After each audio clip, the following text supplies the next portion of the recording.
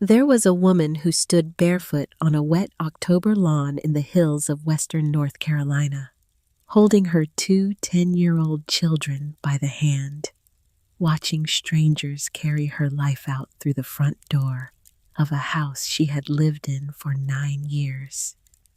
She did not cry. She did not argue. Her chin stayed level. Her free hand pressed flat against the side of her thigh, as if she were holding something down that had not yet decided whether to rise or stay buried.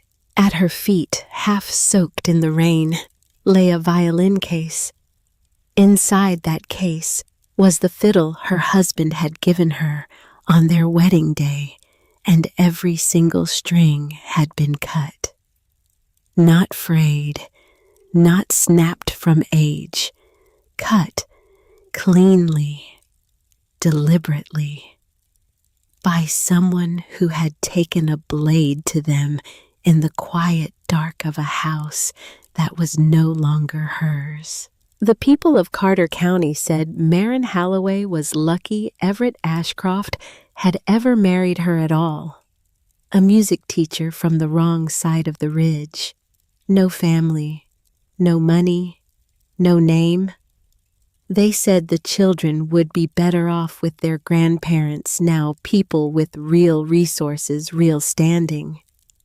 But what they didn't know was that Everett had spent 6 years building her something the Ashcrofts could never take away. And what they didn't know was that he had left her the proof. If a story like this means something to you about a woman finding her way back to what was always hers, stay with me.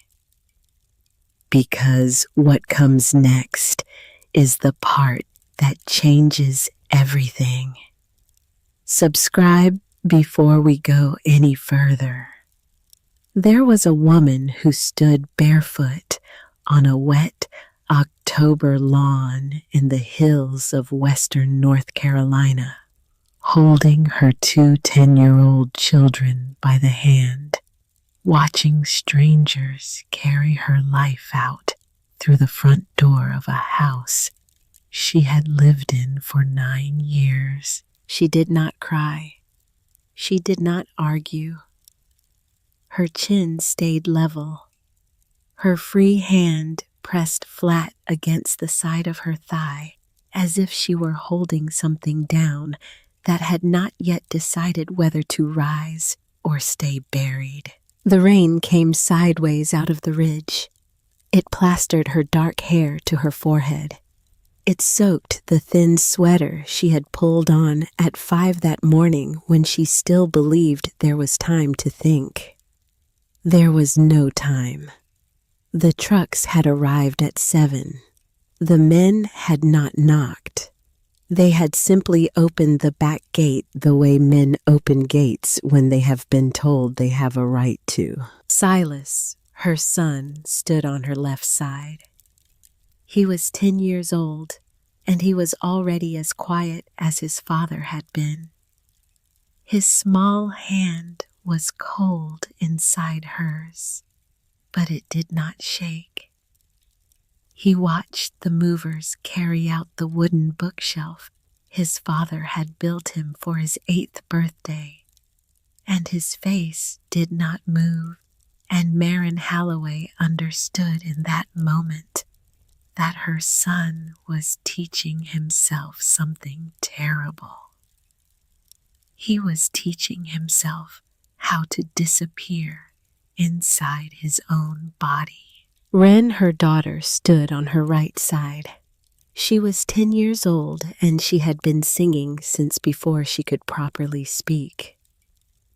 She was not singing now.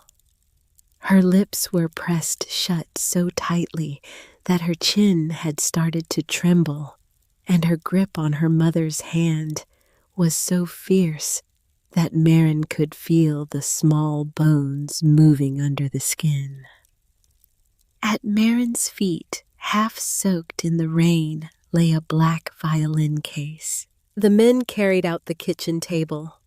They carried out the cradle that had once held both her children. They carried out the rocking chair her grandmother had given her the year Marin turned 23. And they carried out the framed photograph of her wedding day. And they did not look at her face as they passed her on the wet grass. Across the street, the neighbors watched from behind their curtains. They had known her for 9 years. They had eaten at her table. They had borrowed her tools. They had asked her to play her fiddle at their daughter's birthday parties. Not one of them came out into the rain. It was the loneliest morning of Marin Holloway's life. And it was also the morning she stopped being afraid. She had been born 35 years before that October, in a thin gray hollow on the Tennessee side of the mountains, the only daughter of a man who worked the coal seam and a woman who taught Sunday school and held the family together with prayer and pinto beans. Her father had died when Marin was 16. Her mother had followed him 3 winters later of nothing in particular and everything in general. The way mountain women sometimes die when the work of staying alive becomes heavier than the work of letting go. Marin had taken her mother's old fiddle and her father's quiet stubbornness, and she had walked east. She had walked east until the mountains turned a different shade of blue.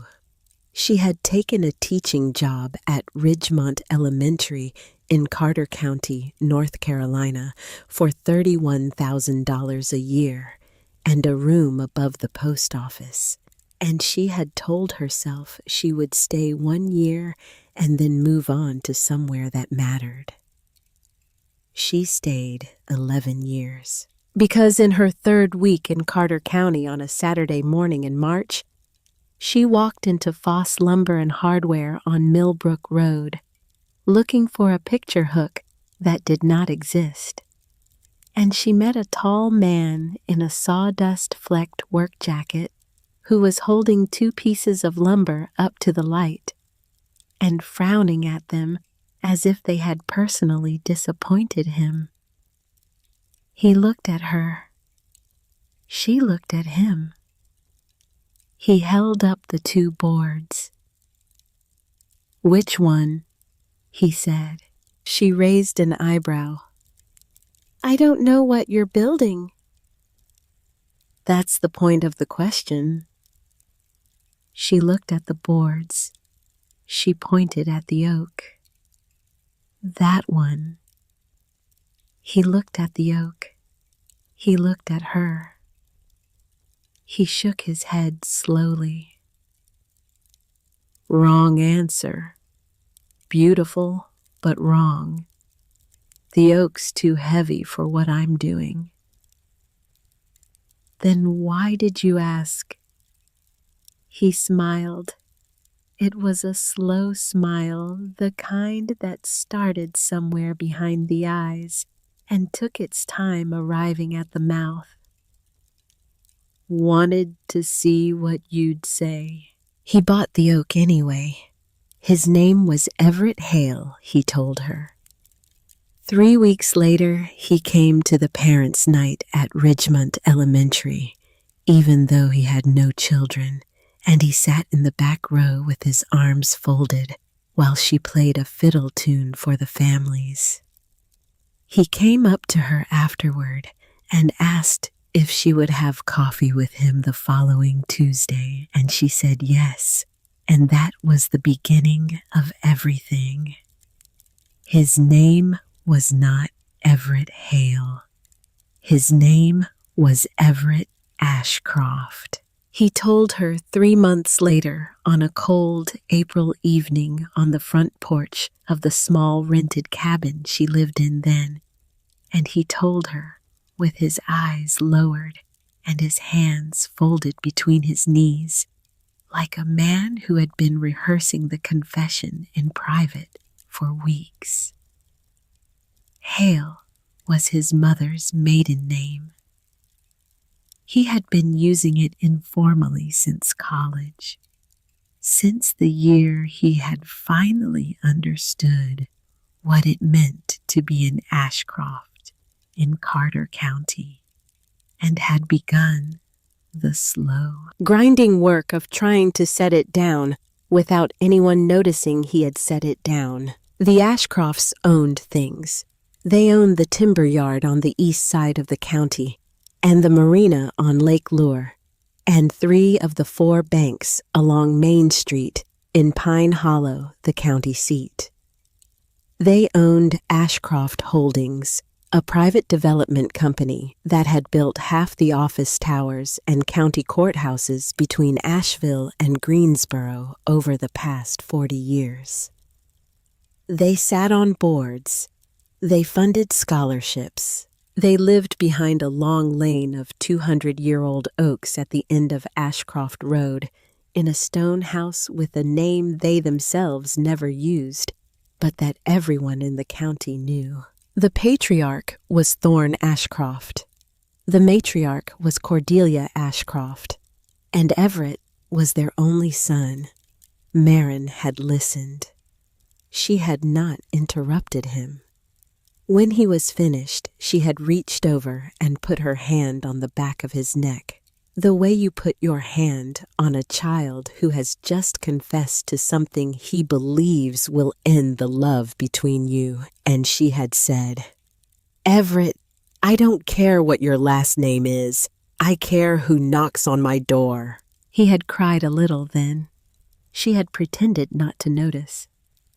He brought her to meet his parents the following month. She wore her good blue dress, and she drove her used Toyota with the dent in the passenger door. And she noticed everything, the way mountain people notice everything. She noticed the way Cordelia Ashcroft looked at the dent in the door before she looked at Marin's face. She noticed the way Thorne Ashcroft shook her hand for exactly 1 second, and then turned to his son and began asking him about a property transaction in Buncombe County. She noticed the silver. She noticed the painting of a horse over the dining room mantel. She noticed that Cordelia poured the coffee herself without ringing for anyone, which Marin understood was a small kindness. A small refusal of the larger refusal that was happening in the room. At dinner, Thorne Ashcroft put down his fork halfway through the meal and looked at Marin across the long table. "Miss Halloway," he said in a voice that was perfectly even, "do you understand what marrying my son means?" Marin put down her own fork. She looked at him steadily. "I think it means I'd be marrying your son," she said. Thorne smiled with his mouth.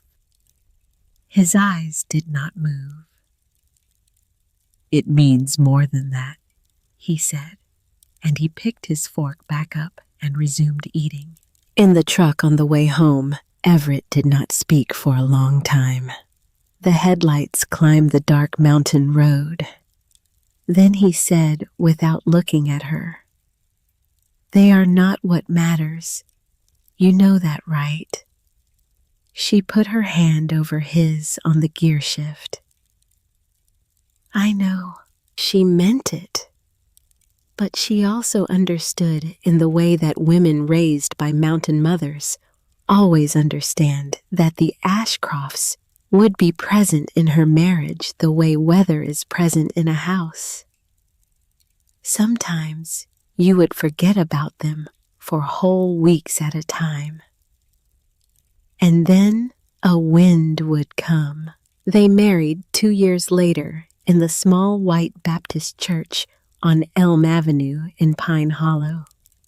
The church held 40 people comfortably.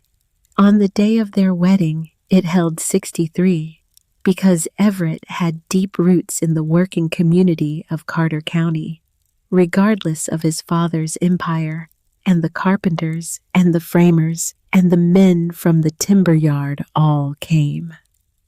Cordelia Ashcroft came too in a gray silk dress and sat in the second pew with her hands folded in her lap and her face unreadable.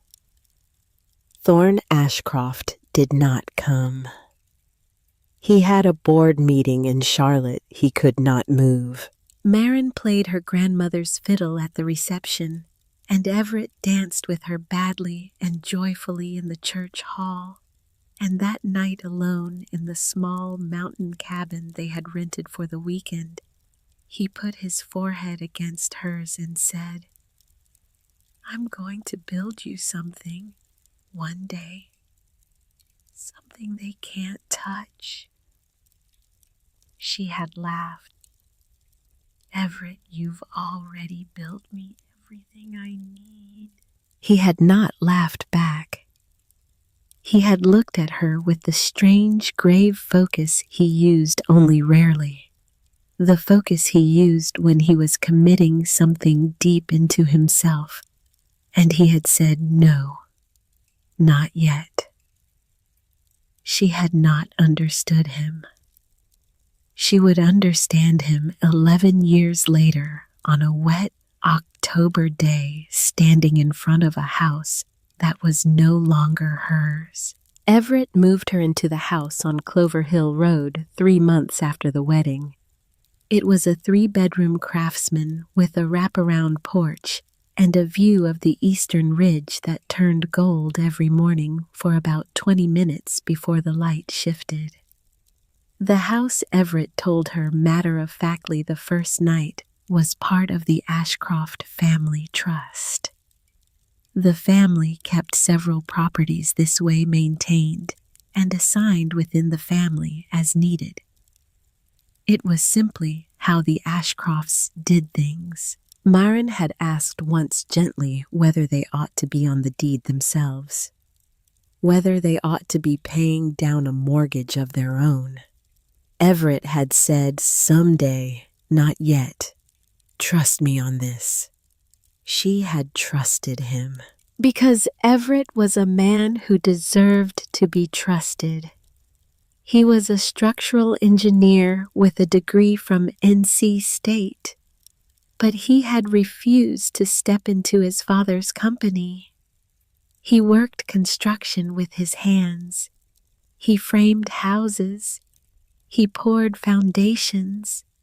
He came home with sawdust in his hair and concrete dust on his boots, and a laugh that carried through every room he walked into.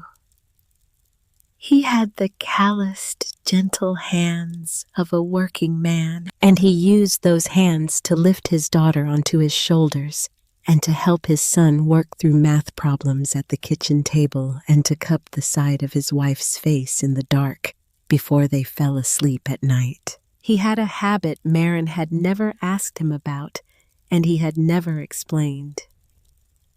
Every morning before he left for work, he would stop at the front door, turn around, and knock twice on the doorframe with the knuckles of his right hand. Knock, knock. Then he would go.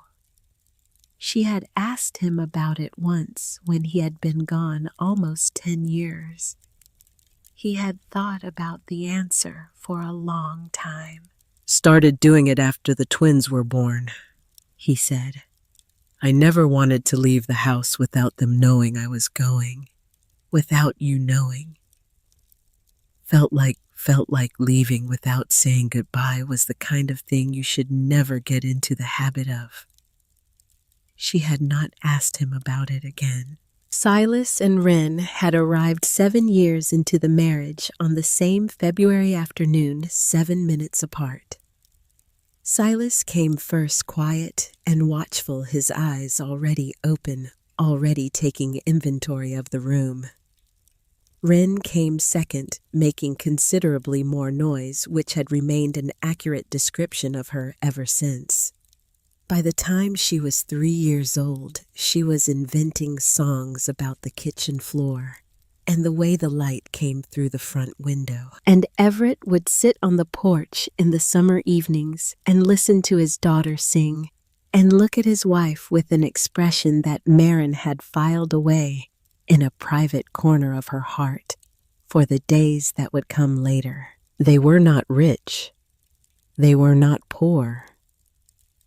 They were in the way that requires both luck and effort in roughly equal measure content. Everett died on a Wednesday in February. It was a job site accident, a scaffolding failure on the 12th floor of the Whitmore Tower project in downtown Pine Hollow, a commercial high-rise development being built by, and Marin would not learn this detail until much later, a subsidiary of Ashcroft Holdings. The scaffolding gave way at 9:14 in the morning. Everett fell 40 feet onto a stack of rebar. He was dead before the ambulance arrived. He had knocked twice on the doorframe that morning at 6:45. Marin had been in the kitchen pouring his coffee into the steel thermos. She had called something back to him through the doorway. "Drive safe. Love you." Something ordinary. She had not turned around to watch him go. That was the last time. The weeks after his death were a kind of weather she moved through rather than experienced. There were funeral arrangements and casseroles in unmarked dishes, and a steady rotation of Ashcroft family acquaintances through the living room on Clover Hill Road. Cordelia Ashcroft handled the logistics of the funeral with the practiced thoroughness of a woman who had organized many public events. And Marin accepted the kindness because she could not have managed the logistics herself and also remained upright. Thorne Ashcroft handled the bank and the funeral home and the practical conversations, and Marin accepted that too because she did not have the strength to refuse him. 6 weeks after the funeral, on a Thursday morning in early April, Thorne Ashcroft came alone.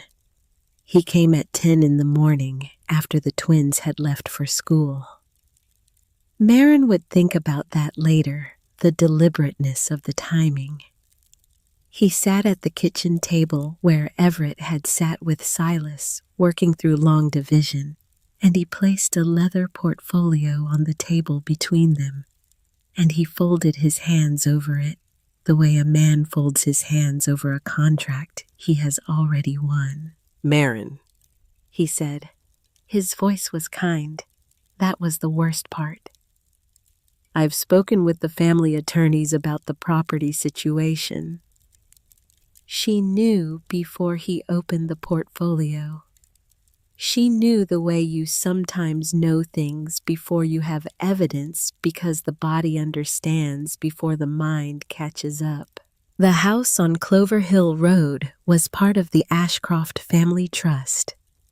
Marin's residence in the house had been informally contingent in the way that family arrangements are often informal until they are suddenly not on her status as Everett's spouse. With Everett gone, that contingency had reached its end. The attorneys had reviewed the matter. The language was precise. She had 72 hours. She asked him very quietly if he understood what he was doing. Thorne said he understood that he was protecting the long-term interests of the family. He said the children would be welcome at Ashcroft House. He said Cordelia had already spoken to the admissions office at Ashford Preparatory School, the private academy 2 counties over, where every Ashcroft of the last 3 generations had been educated. He said the family had the resources to give Silas and Wren every advantage that Marin and he said this without inflection, as a simple statement of fact could not provide. She told him the children were staying with her. He told her he hoped she would think very carefully about what was practical. She stood up. She showed him to the door. She did not slam it behind him. She did not allow herself the satisfaction. She stood in the kitchen for 1 full hour afterward without moving. Everett's coffee thermos was still sitting on the counter where she had not been able to put it away. Outside, the April morning was warm and bright. 2 cardinals were arguing in the dogwood tree by the porch. She had not slept properly in 43 days. She picked up the thermos. She washed it. She put it in the cabinet. Then she began to pack. The packing took 2 days. Silas packed his own room with the methodical precision of a small accountant labeling every box in his careful printed handwriting, keeping an inventory on a sheet of notebook paper that he updated each time he remembered another item. He did not ask any questions. Marin found him at midnight on the first night sitting cross-legged on his bedroom floor with his father's old framing square in his lap, turning it over and over in his hands as if memorizing the weight of it. Wren packed nothing. She sat on her bed with her knees pulled up to her chest, and she watched the process of her life being dismantled with the wide, unblinking expression of a child who has stopped trusting the stability of solid ground. On the second night, when Marin came in to say goodnight, Wren was still fully dressed. She had not moved. Marin sat on the edge of the bed. "Where are we going, Mama?" Wren said.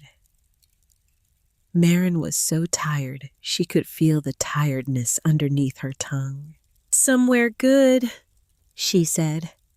"I promise you, somewhere good. I'm still working on where exactly that is, but I'm working on it." Wren was quiet for a long time. "Daddy would know where," she said. Marin looked at her daughter who had Everett's eyes and Everett's stubborn small chin and Everett's habit of going directly to the truest thing in the room without softening it first, and she said, "Yes, baby, he would." She did not say anything else. There was nothing else to say. The call came the next morning. It came from an old woman named Elspeth Quill, who lived 4 miles away on the western edge of town and who had known Everett since he was a teenager doing odd jobs for the widows in the neighborhood. Elspeth was 74 years old.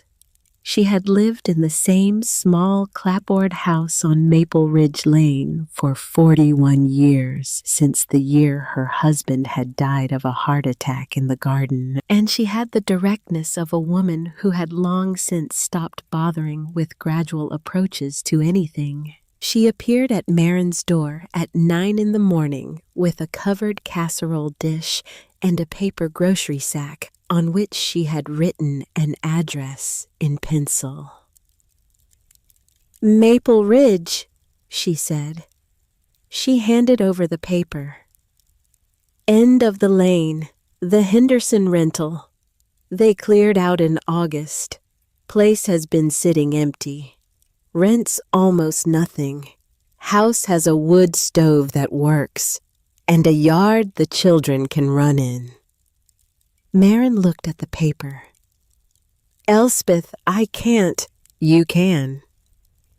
Elspeth Quill set the casserole on the counter without asking permission.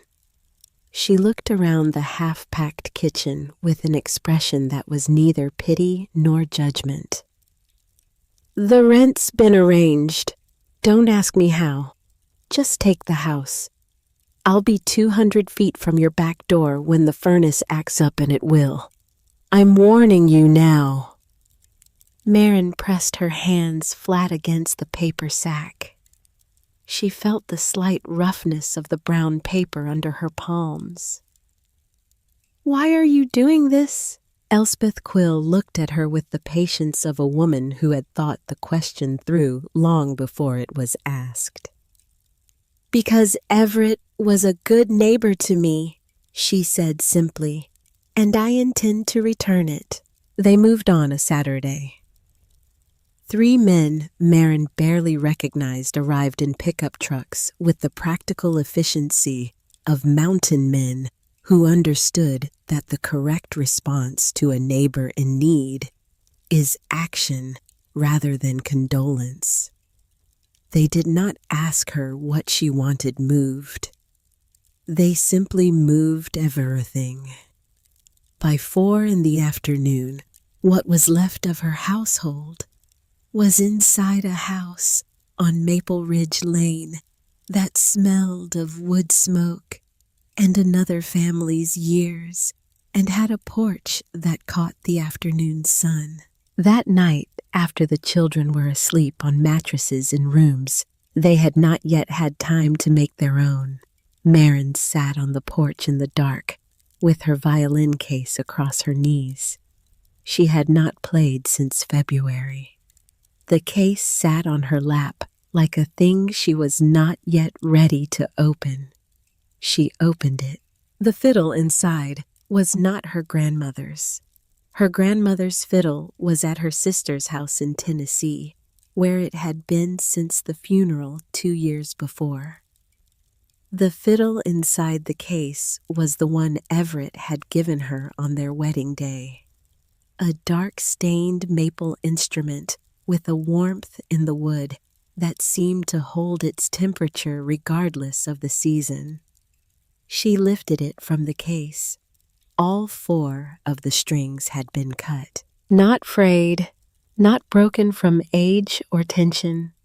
Cut, cleanly, close to the tailpiece, severed at an angle that could only have been made deliberately by a blade by a hand that had taken its time. Marin sat with the silent instrument in her lap for a long time. The October stars wheeled slowly over the dark ridge. The wood stove inside the house ticked as it cooled. Somewhere in the woods behind the property, an owl called once and was answered. She set the fiddle carefully back into the case. She closed the latches one at a time. She went inside. She did not sleep. In the morning, she began to build.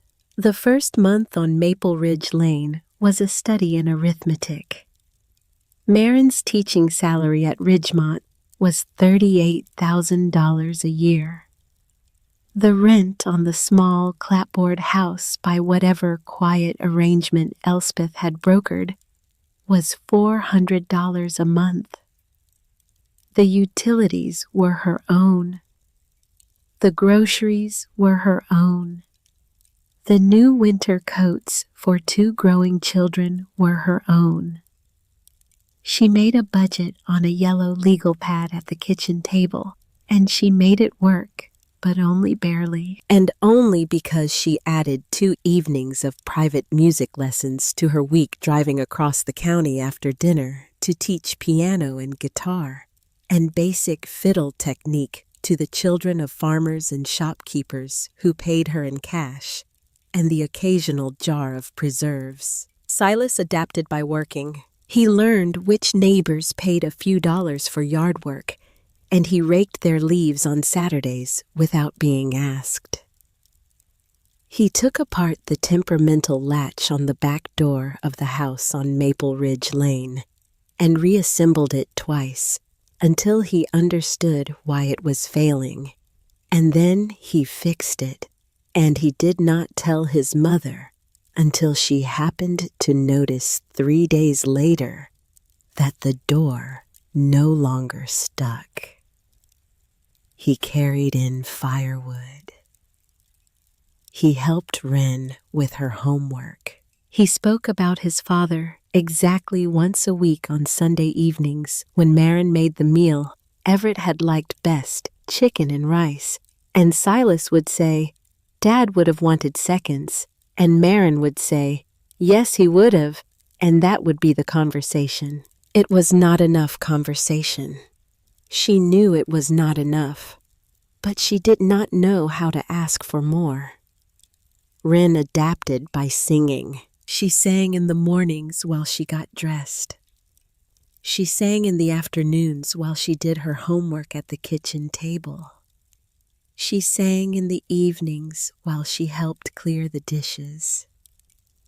The songs were sometimes school songs, and sometimes hymns she had picked up from somewhere Marin could not identify, and sometimes long wandering improvisations that had no words at all, only sound shaped into something that moved through the rooms of the small house and rearranged the air. Marin recognized the process. It was her own. It was how she had survived her mother's death. You poured the thing you could not name into the only language that would hold it. Elspeth Quill appeared at the back door of the house on Maple Ridge Lane with a regularity that should have struck Marin as remarkable, but somehow did not. She brought food when food was needed. She brought company when company was needed. She brought the particular kind of silence Marin had not realized she required until she received it. She taught Silas how to bank the wood stove correctly for overnight heat. She sat with Wren through long winter homework sessions and allowed the child to ask questions about her father that Marin herself could not yet answer without breaking. "What was he like, Mrs. Quill?" Wren asked one evening, perched on a kitchen stool with her bare feet hooked around the rungs. Elspeth thought about it for a long moment. "He was the kind of man," she said, "who knocked twice on the doorframe when he left the house, every time. I asked him about it once. He said he started doing it when you were small. He never wanted to leave without you knowing he was going." Marin had been standing in the doorway behind them. She did not move. She had not heard that story before. She did not know how Elspeth Quill could have known it. She filed the question away in the same place she had filed everything else. It was on a Tuesday evening in the 3rd week of November, 6.5 weeks after the move to Maple Ridge, that Marin came home from a late private lesson and found Elspeth sitting in the front room of the small house with a cream-colored envelope in her hands. The envelope was not open. Elspeth was not reading it. She was simply holding it with both hands, the way a person holds something fragile that has been entrusted to them. When Marin walked through the door, Elspeth Quill startled, and Elspeth Quill did not startle. The envelope went into the pocket of her cardigan in a single smooth motion that Marin saw clearly and was not meant to see. The two women looked at each other across the room. "Elspeth," Marin said slowly, "what is that?" Elspeth Quill, 74 years old, did not lie. But she did not entirely tell the truth either. "Honey," she said, "some things come to a person when they're ready, not before." Marin stood in the doorway with her coat still on. The wood stove ticked. Wren was upstairs asleep. Silas was at the kitchen table working through a homework assignment with the careful intensity he applied to everything now. "Is that for me?" Marin asked. Elspeth's eyes did not leave hers. "When you're ready." "Ready for what?" But Elspeth was already standing up. She moved past Marin toward the back door with the particular dignity of an old woman who has decided a conversation is over. She paused at the door. She did not turn around. "There are things about your husband," she said quietly, "that he wanted you to know in his own time. I told him I would help see to it. I'm seeing to it." She left. Marin stood in the empty front room for a long time. The wood stove ticked. Outside, the wind moved in the bare November trees. From the kitchen came the small sound of Silas turning a page. She did not push Elspeth. Not that night. Not the next morning. She did not know yet what she was waiting for. But she had learned in the last 9 months that some things are best approached the way you approach a wild animal at the edge of a clearing, slowly, with empty hands, without looking directly at it. But she began to watch. She began to notice. She began to notice that Elspeth Quill had appeared at her door on the morning of the move with an address already written. She began to notice that the rent on the Henderson rental was somehow less than half what such a house should have cost. She began to notice that Elspeth Quill was never surprised by anything Marin reported, no matter how strange. She began to notice that Elspeth had mentioned twice, in passing, and never the same way, twice a road called Hawk's Ridge that ran north of town, as if it were a landmark Marin ought to be familiar with, even though Marin had lived in Carter County for 11 years and had never once heard her husband speak of it. She did not ask. She watched. It was on a Saturday afternoon in the second week after the strange evening with the envelope that Marin found the last box of Everett's things in the back of the hall closet of the house on Maple Ridge Lane. The box had been moved from Clover Hill Road with everything else. She had not yet had the strength to open it. She sat on the floor of the hallway. She opened the box. It contained his work clothes folded with the precision of a man who had not folded them himself. Elspeth again, Marin understood. It contained a small toolkit. It contained his good watch. And at the very bottom, in a manila folder, it contained a battered black field notebook with his name written in his own handwriting on the front cover. She had never seen the notebook before. She opened it. It was a job notebook.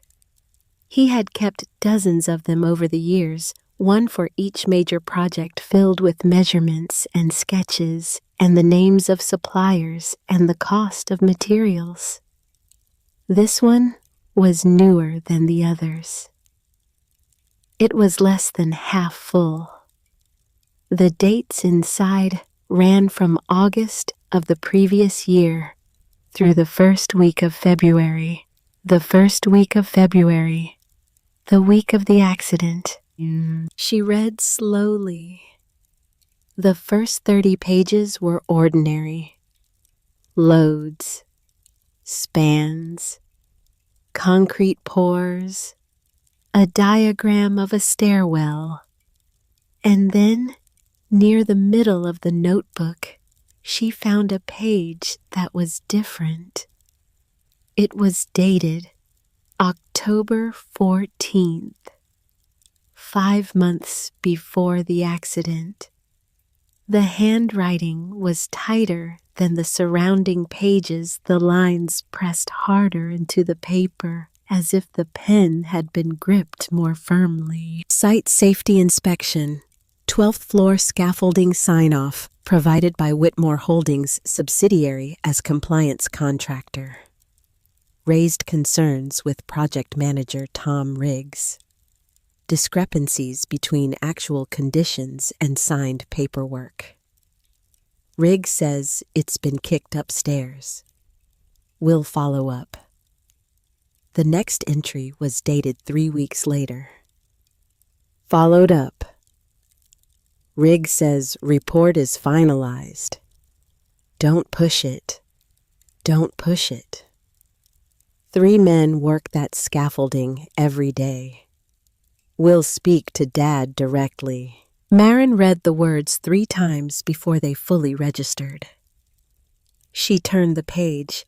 The next entry was dated late December. Spoke to Dad. He laughed. Said I didn't understand business. Said I never had. Said the inspection was within acceptable margin. Asked him what acceptable margin meant when men were standing on it. He told me to mind my own work and stop interfering with his. Took the original inspection forms before I left. He doesn't know I have them. She turned the page again. The next entry was the last one. It was dated the first week of February, 4 days before he had fallen. It was a single line. If something happens, the box on the ridge. Maren sat on the hallway floor of a rented house on Maple Ridge Lane in Carter County, North Carolina, with her dead husband's notebook open in her lap. And for the first time since the morning, the men had carried her life out through the front door.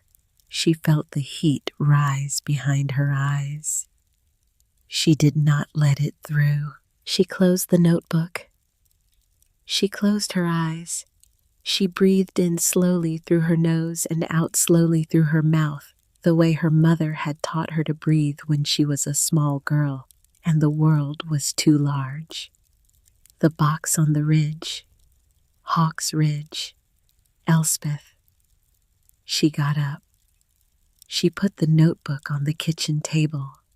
She poured herself a glass of water. She drank it. She put the glass in the sink. Then she went into the back closet of her own bedroom, and she opened the dresser drawer where she had not yet had the strength to look, and she lifted out the small wooden jewelry box that Everett had built for her himself the first Christmas after they were married. Inside the jewelry box, under her grandmother's locket, and a tangle of cheap earrings she rarely wore, was a cream-colored envelope. Her name was written on the front in Everett's handwriting. Maren.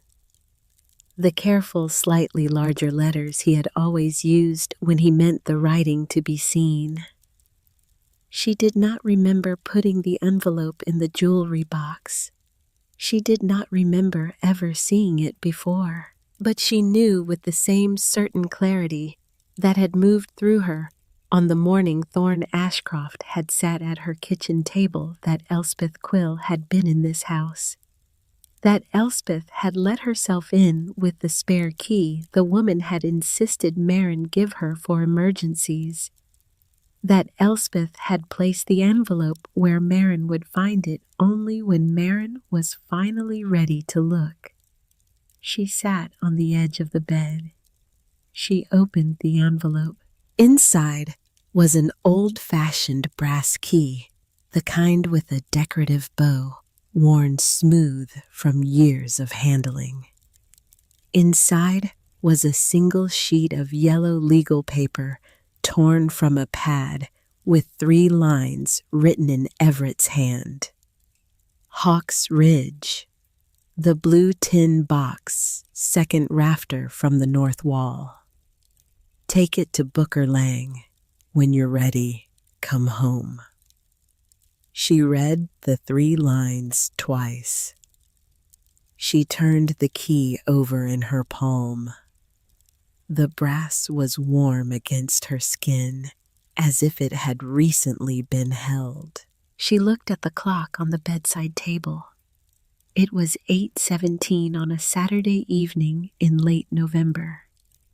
She picked up the phone and she dialed the office of the only attorney in Pine Hollow who had handled the small probate of Everett's estate, a careful, gray-haired man named Atticus Holt, who had told her twice on the morning of the proceedings that she should call him if anything at all should arise. She had not called him. She was calling him now. He answered on the 3rd ring. Atticus, she said. It's Marin Halloway. I need to ask you about a piece of property north of town, a place called Hawk's Ridge. The pause on the other end of the line was exactly 1/2 second too long. Marin, Atticus Holt said. His voice was very careful. I think you and I need to meet tomorrow morning. Can you come to my office at 9? Tell me now. Another pause. Your husband, Atticus said slowly, purchased 40 acres of mountain land on Hawk's Ridge 6 years ago. He had a structure built on the north slope. The deed was transferred into your name 18 months ago. The wood stove ticked in the front room. Marin did not breathe. There is something else, Atticus Holt said. Someone has been trying to access those records for the past 2 months. Through an inquiry from a private firm in Charlotte. The firm is on retainer to Ashcroft Holdings. The phone was very cold against her ear. Marin, Atticus said quietly, I have been waiting for you to be ready to make this call. Are you? She looked through the open bedroom door into the small front room of the house on Maple Ridge Lane. From the kitchen came the soft sound of Silas turning another page.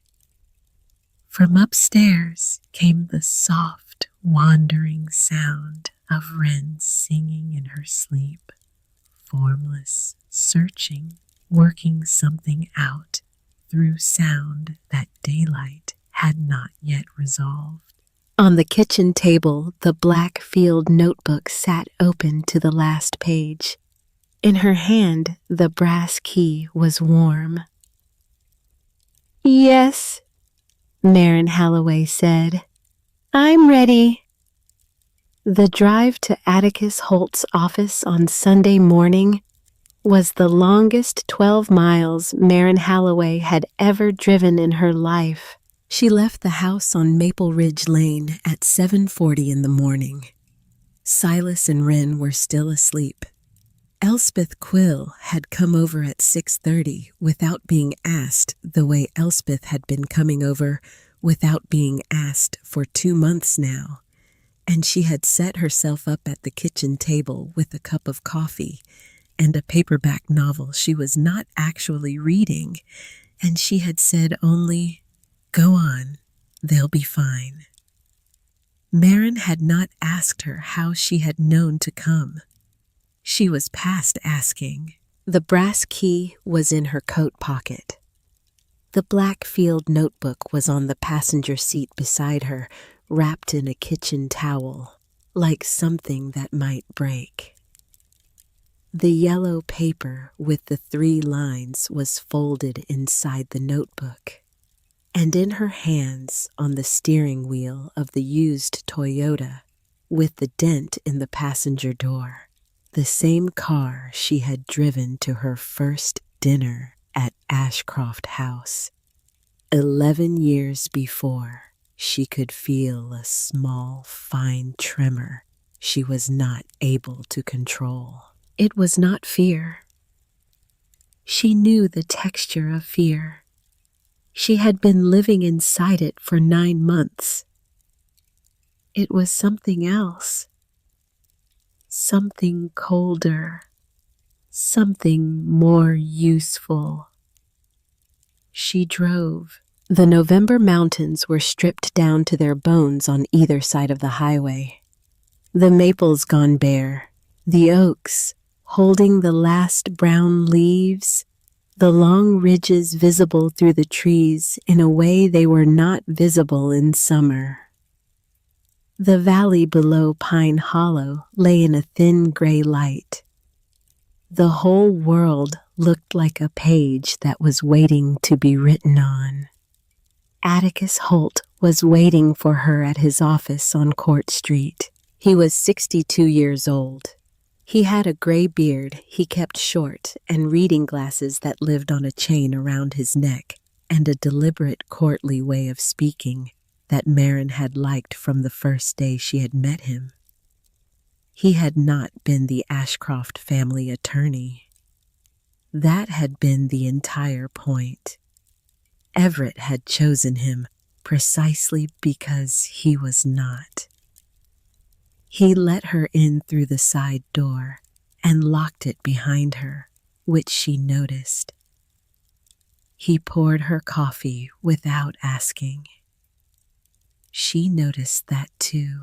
He sat down across from her at his desk, and he folded his hands, and he said, "Tell me what you found."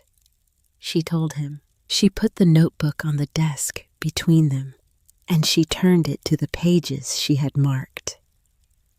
She put the yellow paper beside it. She put the brass key on top of the yellow paper. She told him about Elspeth Quill in the front room with the envelope.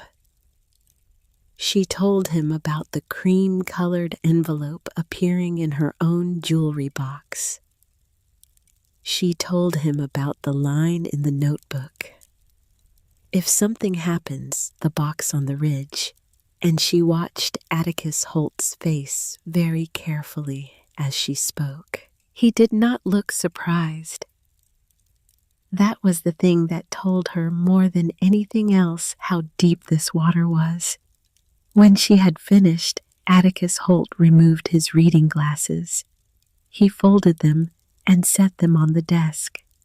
He looked at her for a long moment.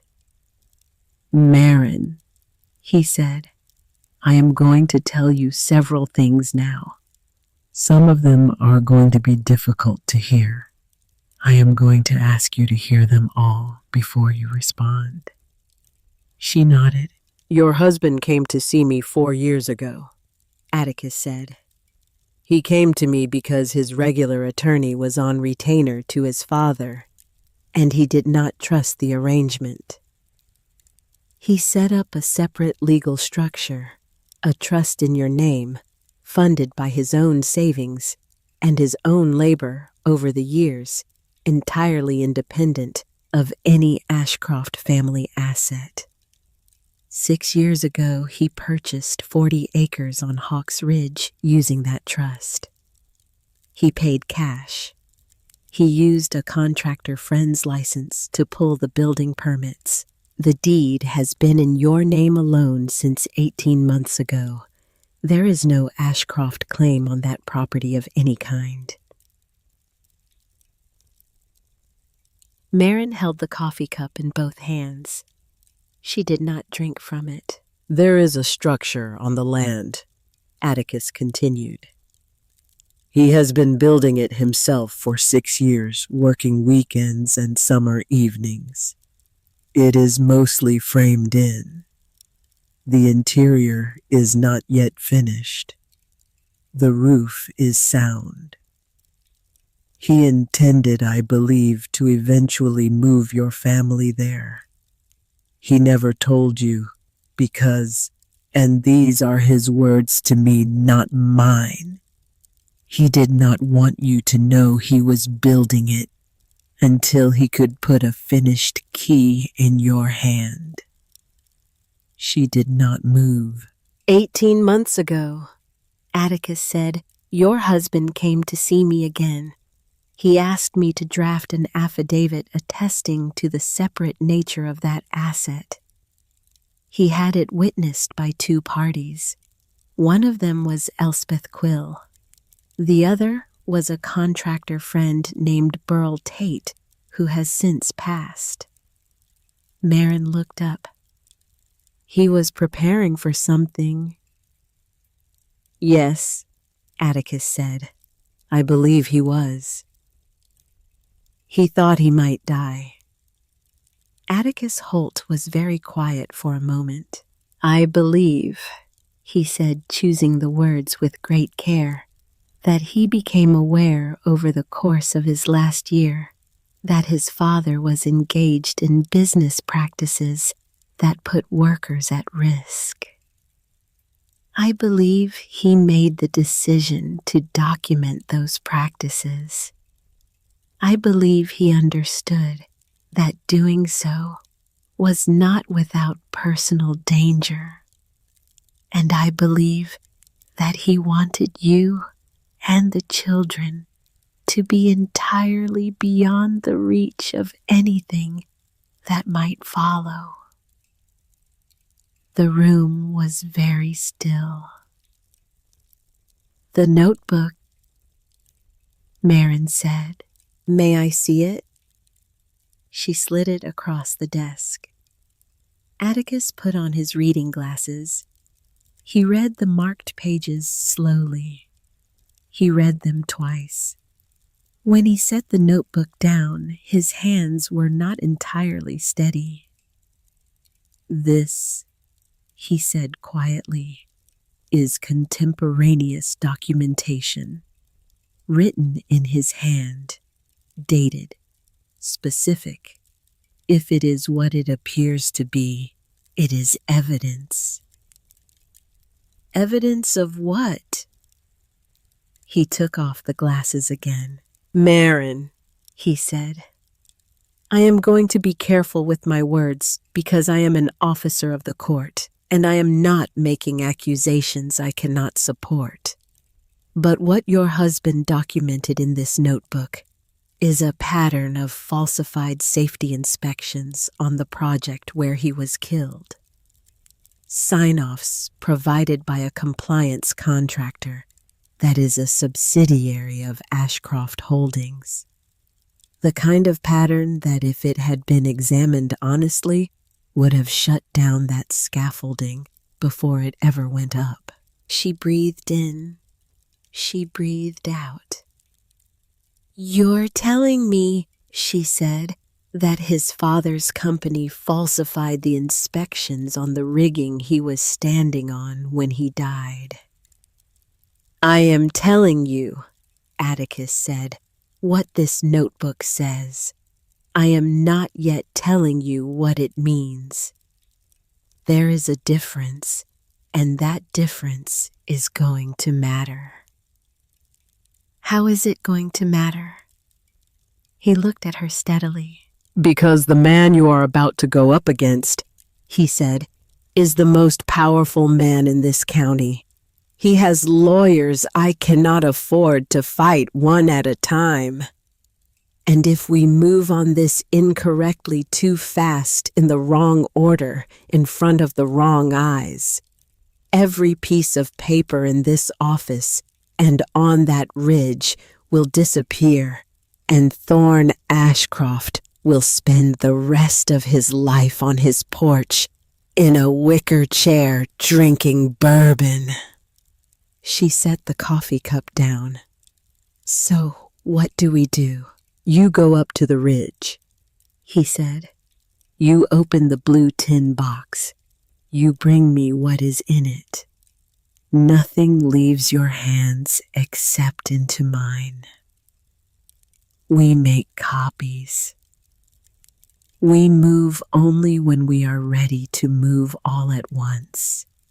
And in the meantime, you go on with your life as if you do not know what you now know. That last part, Marin said, is going to be the hardest part.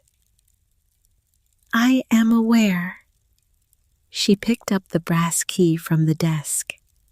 She turned it over once in her palm.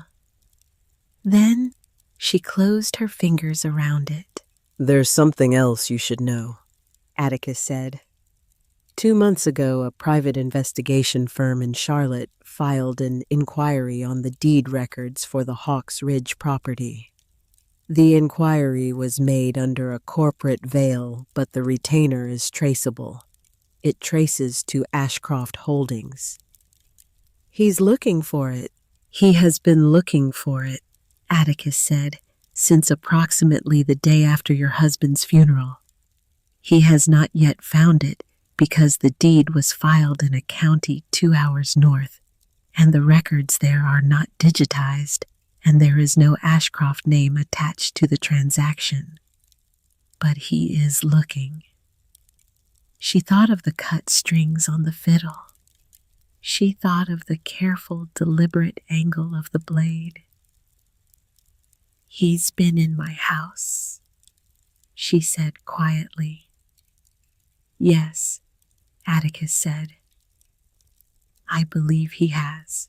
She drove home with her hands steadier than they had been on the drive in.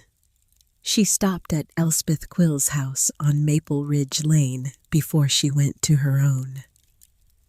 She did not knock. She let herself in through the back door, the way the old woman had told her she was welcome to. Elspeth was at her kitchen table with her paperback. She looked up. She saw Marin's face. She closed the book. All right, Elspeth Quill said. Sit down, honey. Marin sat. You knew? I knew some of it, not all. How long? Almost 2 years. He told you. He asked me to be one of his witnesses. He asked me to keep an eye on you if something ever went wrong. He asked me specifically to find a way to get you onto Maple Ridge if his parents made a move on the house on Clover Hill. The Hendersons didn't move to Roanoke, sweetheart. Your husband paid them to vacate their rental last August and prepaid the rent on it for the better part of 2 years. I held the paperwork for him. Marin put her hands flat on the table. Why didn't you tell me? Elspeth Quill looked at her with the long, quiet patience of an old woman who had buried a husband and outlasted 3 of her own children, and had learned somewhere along the way that some questions deserved real answers. Because, honey, she said, he made me promise not to. Not until you were ready. And you were not ready, Marin. You were drowning. You don't tell a drowning person about the boat on the other side of the lake. You give them a piece of wood to hold on to, and you wait. Marin looked at the old woman across the table. She did not know whether what she felt in her chest was anger or gratitude, or some third thing the language had no word for. What else, she said, haven't you told me yet? Elspeth Quill did not look away. Sheriff Booker Lang and Everett were friends since the 7th grade, she said. Your husband told me if anything ever happened to him to make sure you brought what was in the box on the ridge to Booker. Not to the state police, not to the county prosecutor, to Booker. He said Booker would understand why. Marin absorbed that. Booker Lang. He's a good man, Marin. He's the only sheriff this county has had in 20 years who isn't on a leash. Marin stood up slowly. I'm going up there tomorrow, she said, to the ridge. You'll need a truck. I'll need a truck. Elspeth Quill nodded once. I'll call Pastor Edmund tonight. He'll bring it round at sunup. Pastor Edmund Crail brought his 1998 Ford F250 to the curb on Maple Ridge Lane at 6:15 on Monday morning. He was 58 years old, a tall, thin man with a kind, weathered face and the matter-of-fact generosity of a country pastor who had long since stopped distinguishing between his possessions and his congregations. He had brought a thermos of coffee. He asked no questions.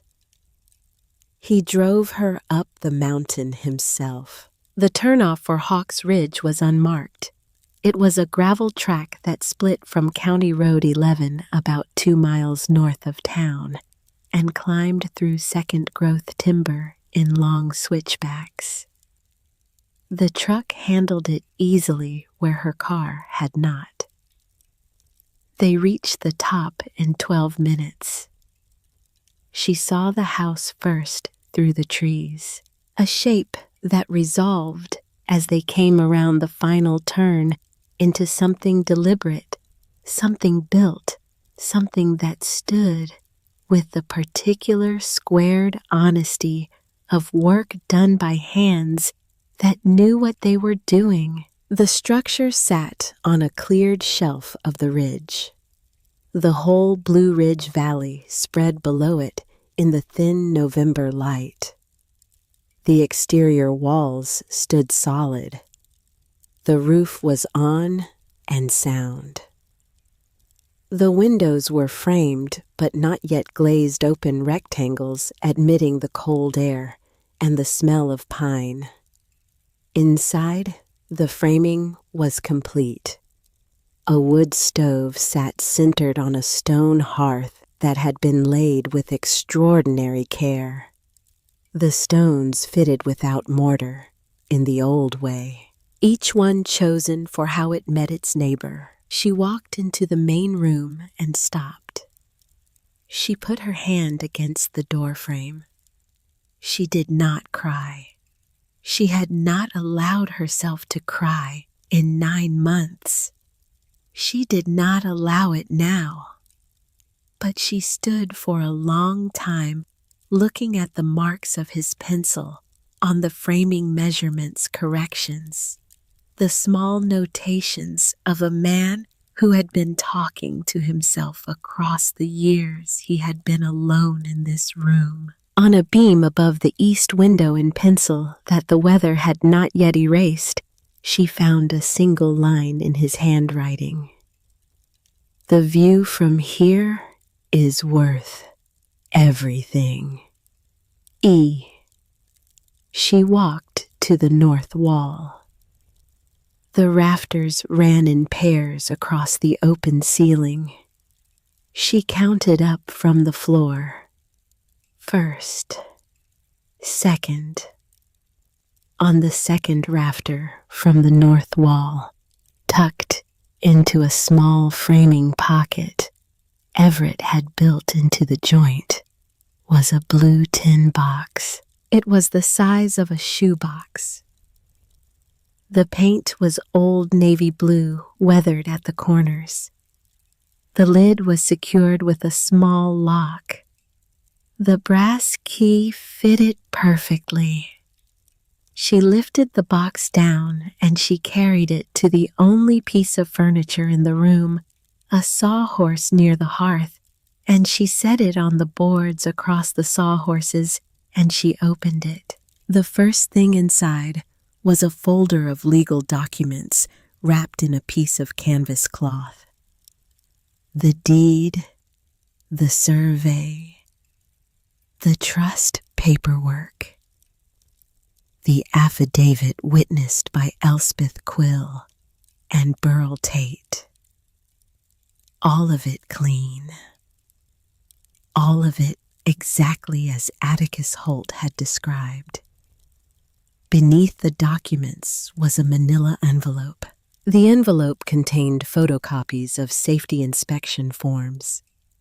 The originals were on Ashcroft Holdings' letterhead. They covered the Whitmore Tower project for the 18 months before Everett's death. Half of them had signatures that did not match the inspector's name printed beside them. Several had been signed on dates when, according to a small note in Everett's handwriting, clipped to the corner of the envelope, the named inspector had been documented out of state on other contracts. Beneath the envelope was Everett's tape measure, the leather case worn soft, his name in permanent marker on the back. She put it in her coat pocket without thinking about it. Beneath the tape measure was a second envelope. This one was sealed.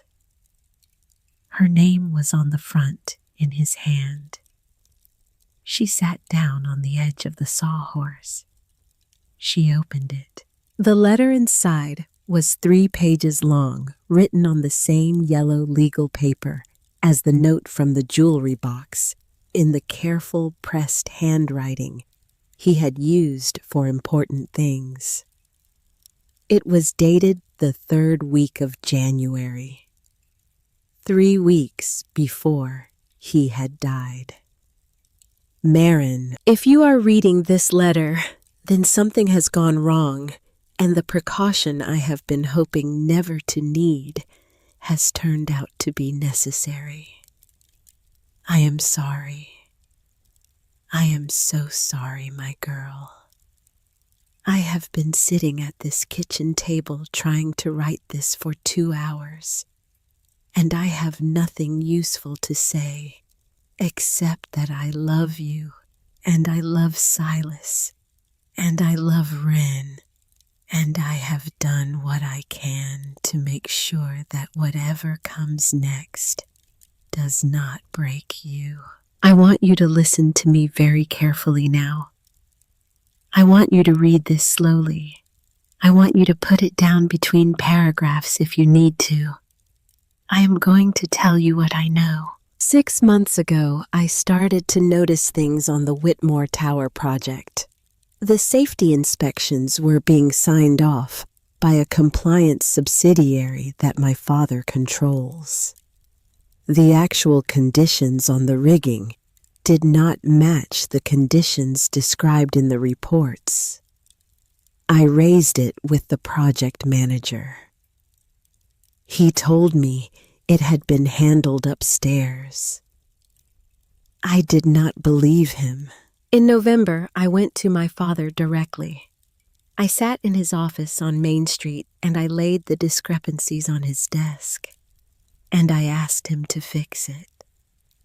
I asked him as his son. He laughed at me, Marin. He told me I did not understand business. He told me I had never understood business.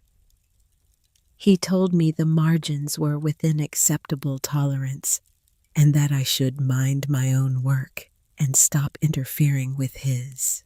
I left his office and I knew the way you know things in your body before your mind catches up, that I was now a problem to him. I have been documenting everything since that conversation. I have copies in 3 places. The originals are in the blue tin box. There are duplicates with Atticus Holt sealed in his safe, and there are duplicates with one other person whose name I am not going to put on this page in case this letter is ever found by the wrong hands.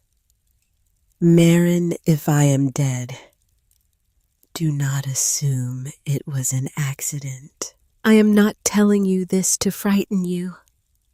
I am telling you this so that you will be careful.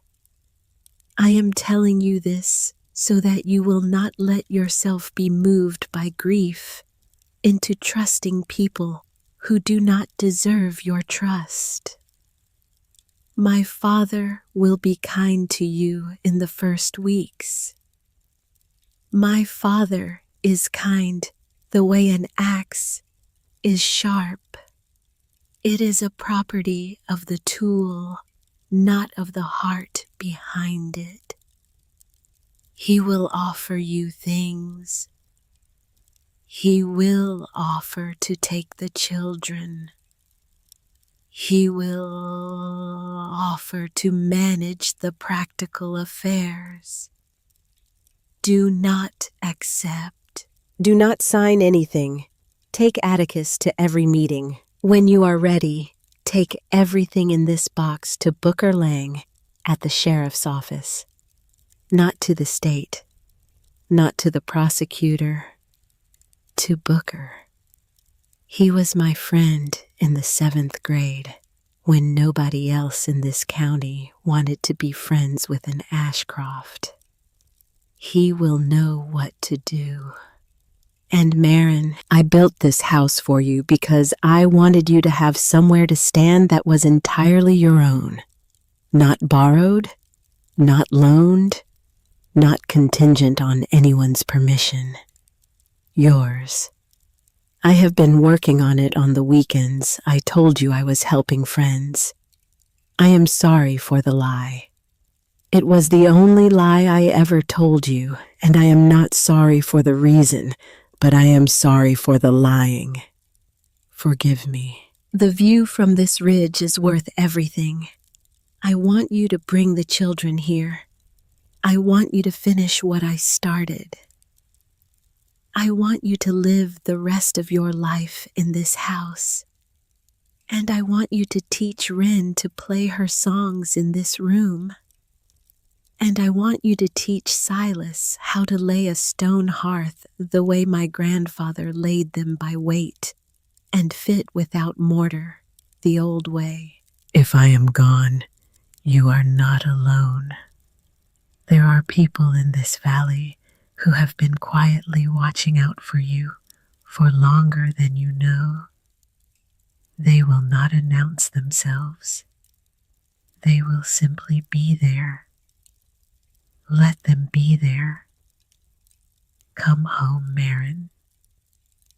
Everett. She read the letter twice. She folded it. She put it back into its envelope. She walked out of the house across the cleared shelf of the ridge to the edge where the slope fell away into the blue valley, and she stood there in the November wind, with her arms at her sides and the tears she had not allowed herself for 9 months finally came. They did not come violently. They came slowly. They came the way rain comes after a long drought, not breaking anything, just arriving. Just finally arriving. Pastor Edmund Crail stood by the truck and did not look at her. When she came back to the house 10 minutes later, her face was dry. She closed the blue tin box. She locked it. She put the key in her coat pocket on top of the tape measure. She carried the box to the truck. "Pastor," she said. "Yes, ma'am.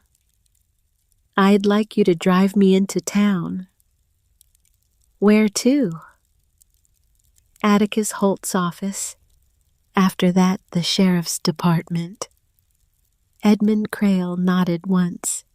He drove her down the mountain. Sheriff Booker Lang was 60 years old. He was a thick-shouldered man with white hair cut short and a face that had been weathered by 35 years of looking at things other people did not want to see. He had grown up 2 streets over from Everett Ashcroft. He had played second base on the same Little League team. He had been the best man at Everett's wedding to Marin 11 years before, and he had cried at the funeral, standing in the back of the church where nobody could see. He took the blue tin box from Marin at his desk in the back of the sheriff's department late that Monday afternoon. He read the letter. He read the inspection forms. He read the field notebook. When he was finished, he folded his hands